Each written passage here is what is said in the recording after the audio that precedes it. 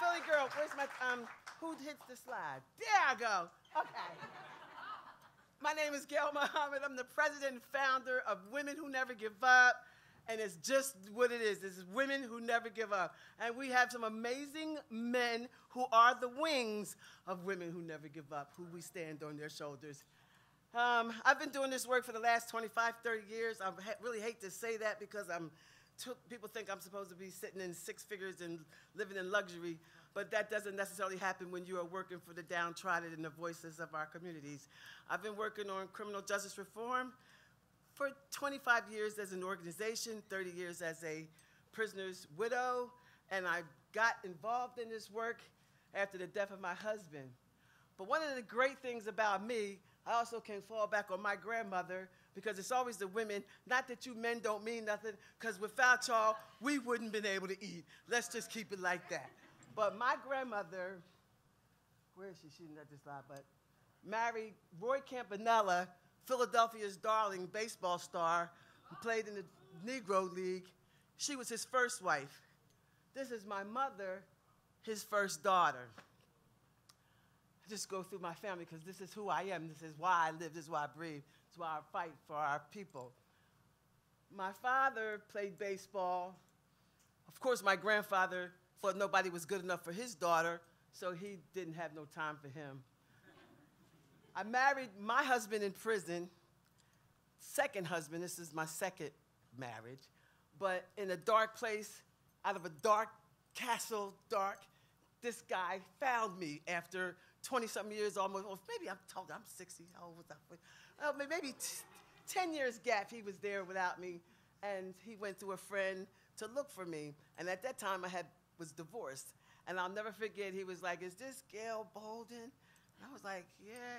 He's like, are you still married? I'm like, no. Like, stay that way. Well, he kept his word, and he married me at East Jersey State Prison on November the 21st, 1992. Unfortunately, he lost his life and died in prison fighting for his freedom. He was innocent, and they all say, oh, everybody say they're innocent. But that's not true. People that do the crime and say it. People that are innocent say they're innocent. And to this day, you know, the Innocence Project has exonerated over 500-600 people, and so there's some really innocent people sitting behind those walls, and that's what keeps me fighting today. Many years, 2005, I took some legislators into our New Jersey state prisons. One of my biggest things was to bring education into the prison. After my husband died, I went into the prison as a mentor, and one of the first things I did was ask the guys, because I started working with men first, because I was involved with a man in prison, but I found out so many of those guys didn't have a chance in the free world the first time. I feel like our communities gave up on them, our school systems gave up on them, and they wound up finding themselves incarcerated. So we put education into our prison systems in New Jersey. We have now over 4,000 graduates from New Jersey's Rutgers, Mountain View, another couple colleges.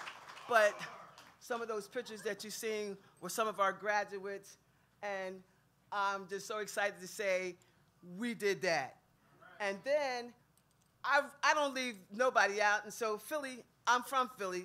I have so many brothers and sisters behind the wall here that we are fighting for, and I want you all, if you don't do nothing else, remember there's a lot of people in prison who have been rehabilitated, who no longer is that person if they committed a crime. Give them a second chance. We come from a forgiving, supposed to be country, and that's not what's happening. And so I'm going to bring up one of my brothers from Philly who's been stomping since he's been home. I did 10 years with this man, and he's not stopped working since he got his freedom. Muti, will you come up here and join me, please, and talk about the work in Philly?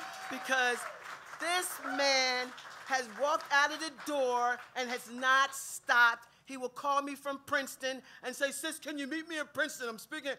Listen, this is what it takes. It takes a village. We that village. It takes us. We can no longer uphold the tax system that $80 billion goes into corrections every year for the last 20 years. I've been doing this 25 years. It is still an $80 billion failure. Yeah. Let the brother speak.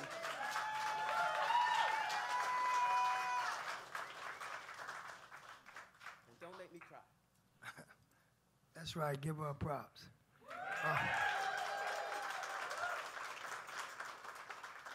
I don't know if y'all noticed it or not.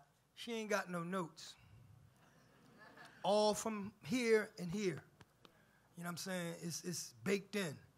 Wow, what do you say about Gale Muhammad? Well, first and foremost, y'all already knew that she created Women Who Never Give Up. But for those who don't know, black women, black girls, and black women get things done either with a shoestring budget or no budget at all. And they make miracles. And they've been doing it since time immemorial, since we were captured off the west shores of West Africa and brought here in the hulls of ships. They've been doing it, and nothing's changed. And she's just one of those examples of just a phenomenal woman who does phenomenal things, just as a matter of practice.